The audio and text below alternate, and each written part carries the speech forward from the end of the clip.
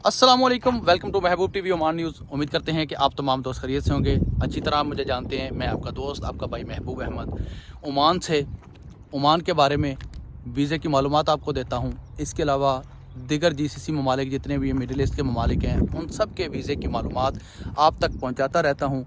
बस आप लोगों ने ये काम करना है, इस यूट्यूब चैनल महबूब टीवी की फैमिली का हिस्सा बनना है, इसको सब्सक्राइब करना है, इस वीडियो को लाइक करके सोशल मीडिया के ऊपर आपने शेयर करना है और अपने प्यार और मोहब्बत का जो इजहार है वो आपने मुझे कमेंट सेक्शन में ज़रूर करके दिखाना है।